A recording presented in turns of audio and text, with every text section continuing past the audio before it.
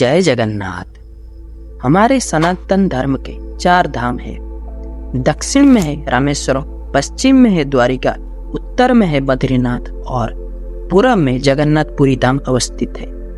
इन 4 धाम रामेश्वरम, द्वारिका, बद्रीनाथ और जगन्नाथपुरी धाम में से आज हम सब लोग उड़ीसा के पुरी में स्थित महाप्रभु जगन्नाथ धाम के बारे में जानने वाले हैं। तो आइए जानते हैं महाप्रभु जगन्नाथ के जन्म की सच्चाई को। महाभारत के अंत में गांधारी को अपनी 100 पुत्र की मृत्यु के कारण भारी क्षति और पीड़ा का सामना करना पड़ा था। उनका मानना था कि भगवान कृष्ण अपनी दिव्य शक्तियों से युद्ध को रोक सकते थे, लेकिन उन्होंने ऐसा नहीं किया। इसीलिए माता गांधारी ने श्री कृष्ण को ये श्राप दिया कि अगले 36 साल बाद जैसे कौरव पांडव भाई भाई मिलकर आपस में युद्ध कर विनाश हो गए, वैसे उन्हें और उनकी यदुवंश को एक दूसरे को मारकर विनाश का सामना करना पड़ेगा और द्वारिका समुद्र में डूब जाएगी। समय बीतता गया और 36 साल बाद उनका श्राप लगने लगा, क्योंकि यदुओं को बीच विवाद पैदा हो गया। उन्होंने एक दूसरे को मारना शुरू कर दिया, जिसके कारण द्वारिका का विनाश हो गया और द्वारिका समुद्र में समाहीन हो गई। एक दिन की बात है, भगवान श्री कृष्ण नदी के किनारे पेड़ के नीचे लेटे हुए थे।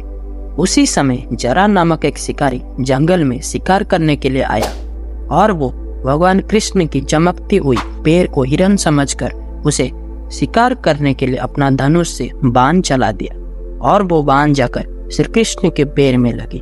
जब शिकारी शिकार के संधान में गया, वो देखा कि उसका बाण जाकर भगवान श्री कृष्ण के पैर में लगी थी। उसे बहुत दुख और पश्चाताप हुआ। अपनी गलती की एहसास होते ही बोला कि भगवान, मुझे माफ कर दीजिए, मेरे से अनजाने में बहुत बड़ी बात हो गई। भगवान कृष्ण जरा से बोले कि जरा, तुम कोई अपराध नहीं किए हो। क्या आप लोग को मालूम है कि असल में जरा कौन है? असल में जरा त्रेता युग में वानर राज बलि था, जिसे महाप्रभु श्री राम ने पेड़ के नीचे रहकर युद्ध कानून के विपरीत जाकर वध किया था। और वानर राज बलि ने प्रभु श्री राम को ये श्राप दिया था कि जैसे तुम छुपकर मेरे प्राण हरे, वैसे ही तुम्हारा प्राण मेरे हाथों ही जाएगा तुम्हारे अगले जन्म द्वापर युग में। उसके बाद जरा अर्जुन से भेंट कर पूरा घटना का विवरण करता है। घटना सुनने के बाद अर्जुन अपने सखा को मिलने के लिए जब पहुंचते हैं, तब देखते हैं कि प्रभु श्री कृष्ण मनुष्य अवस्था से मुक्त हो चुके हैं। दुख प्रकाश करते हुए अर्जुन ने श्री कृष्ण के शरीर का अंतिम संस्कार कर दिया। उसका पूरा शरीर राग में बदल गया, सिवाय उन हृदय के जो जीवंत और दिव्य था। अर्जुन ने कृष्ण के हृत्पिंड को लकड़ी में बांधकर नदी में प्रवाहित कर दिया। हृदय नदी में बहता रहा और बहुत समय बाद वो आकर उड़ीसा के महानदी तट पर पहुंच गया। वहां सवर नामक एक आदिवासी समुदाय रहता था। विश्ववासु आदिवासी समुदाय का प्रमुख था। उन्होंने भगवान श्री कृष्ण के हृदय को पाया, जिसे दिव्य चमक निकल रही थी। विश्ववासु ने उसकी दिव्यता को समझा और एक गुप्त गुफा में नील माधव के रूप में उसकी पूजा करता रहा। उस टाइम पे एक राजा थे, उनका नाम था राजा इंद्रद्युम्न। वो अवंती के राजा थे।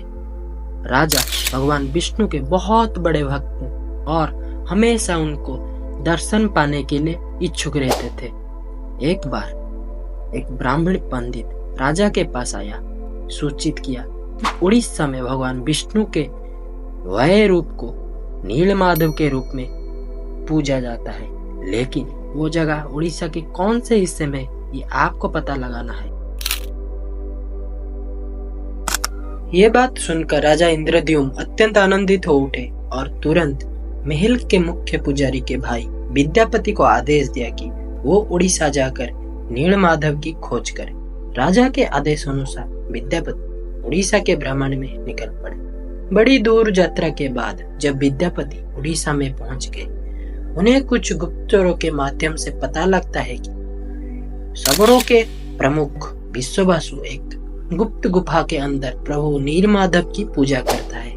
ये बात सुनकर विद्यापति सबर के मुक्त विश्वावसु से मिलने के लिए चले गए और उनसे बोला कि मुझे आप अपने प्रभु नीलमाधव का दर्शन कराइए, लेकिन विश्वावसु ने साफ इनकार कर दिया। कुछ दिन विद्यापति वो गुप्त गुफा की संधान करने के लिए उस गांव में रहने लगे और उनकी कुछ दिन में उन्हें विश्वावसु की पुत्री ललिता से प्यार हो गया और दोनों ने शादी भी की। शादी के कुछ दिन बाद विद्यापति ने अपने पत्नी को नीलमाधव के दर्शन के लिए विनती की और बेटी ने उसके पिता विश्वावसु से जिद किया कि उन्हें नीलमाधव के एकमात्र दर्शन करा दिया जाए। आखिर विश्वावसु ने ललिता की जिद को मान लिया, एक शर्त पर कि विद्यापति की आंखों में पट्टी बांधकर ले जाया जाएगा।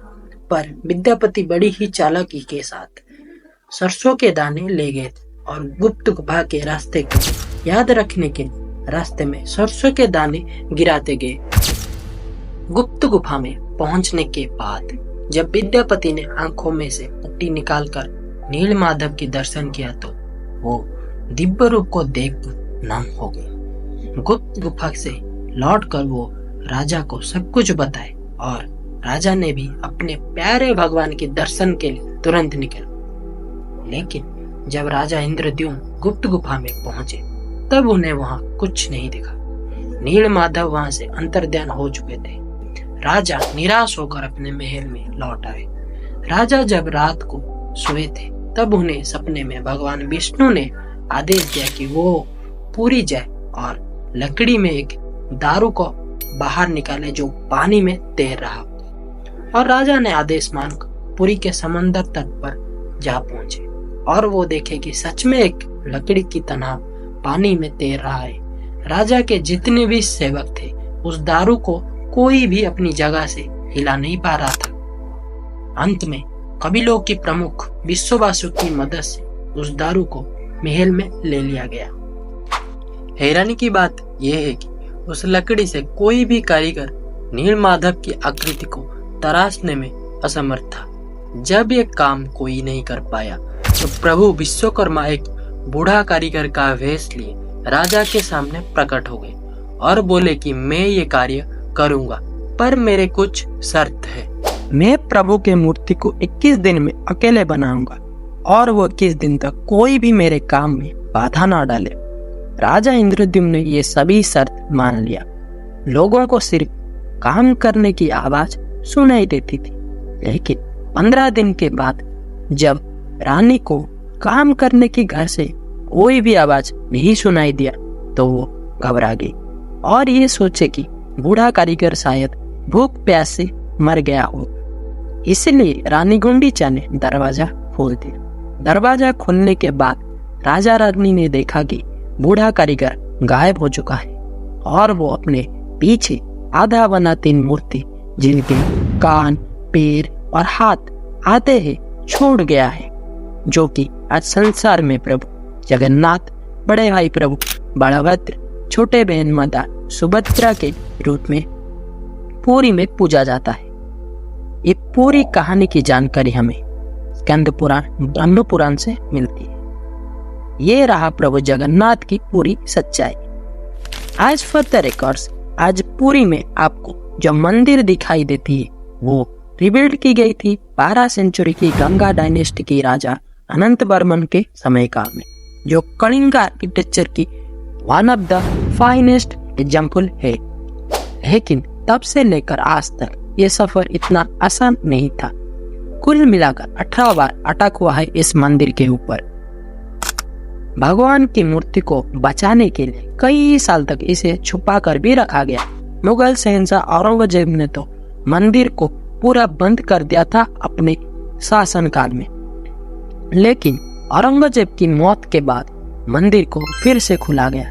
इतना सब कुछ के बाद भी भक्त और भगवान का ये अटूट रिश्ता आज भी कायम है। कहा जाता है कि एक बार माता सुभद्रा ने अपनी मौसी माँ के घर जाने का इच्छा प्रकाश करे महाप्रभु जगन्नाथ के सामने। इस इच्छा को पूरा करने के लिए प्रभु जगन्नाथ और प्रभु बलभद्र ने रथ सजाकर उन्हें मौसी माँ के घर घुमाने के लिए गुंडीचा तक ले गए थे।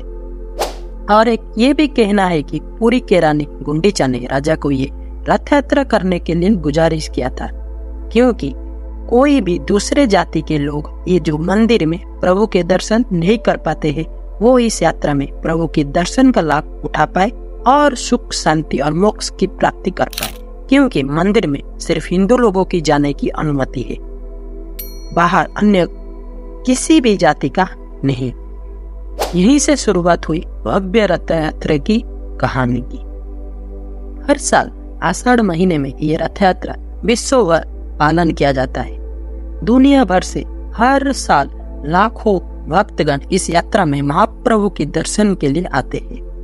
रथ यात्रा में तीनों रथ निर्माण के लिए लकड़ी का चुनाव के लिए किस पेड़ को काट कर रथ का निर्माण होगा, इसका सपना सिर्फ मंदिर के पुजारी को आता है।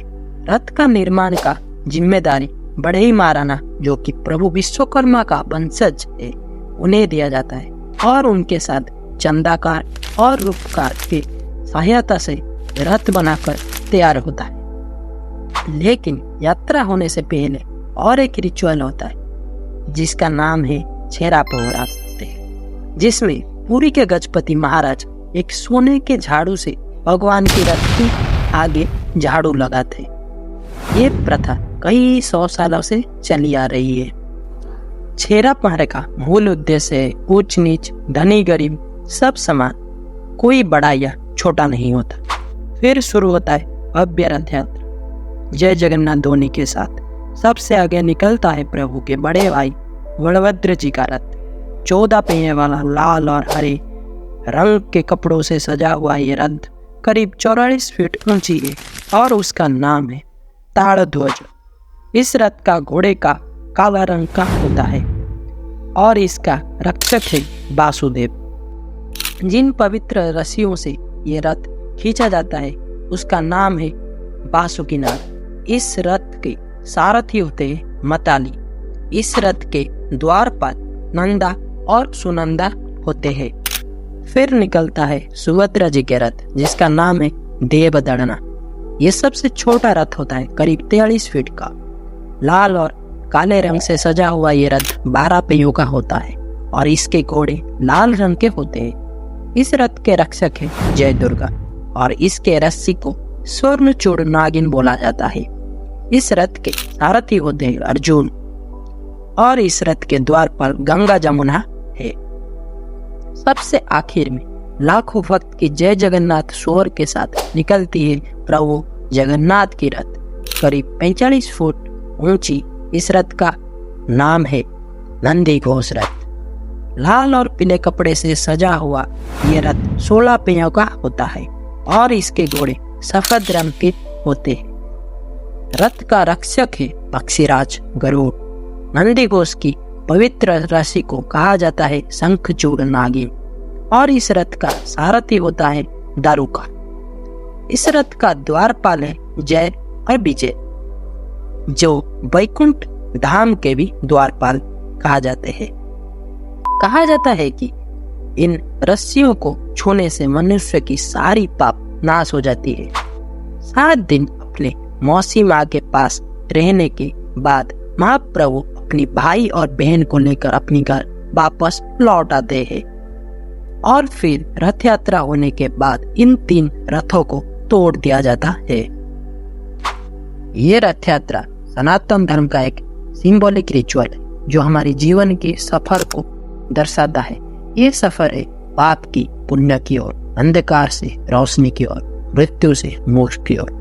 जगन्नाथ शब्द का अर्थ है जगत, जिसका मतलब है पूरा संसार माने यूनिवर्स, और नाथ का मतलब है प्रभु माने लॉर्ड। तो वो है जगत के नाथ, जिसका नाम है Prabhu Jagannath, means lord of the universe. मानने वालों के लिए वो है जगत के नाथ और ना मानने वालों के लिए वो सिर्फ लकड़ी के मूर्त। तो आप सब क्या सोचते हैं इसके बारे में कमेंट में बताइए, और अगले वीडियो में हम महाप्रभु जगन्नाथ की मंदिर की सभी मिस्ट्री के बारे में जानेंगे। अगली वीडियो के लिए सब्सक्राइब करें मेरे चैनल को। आशा है कि मेरी ये वीडियो आप सबको पसंद आई होगी। आओ हम सब साथ चले सच्चाई की ओर। जय हिंद, जय भारत।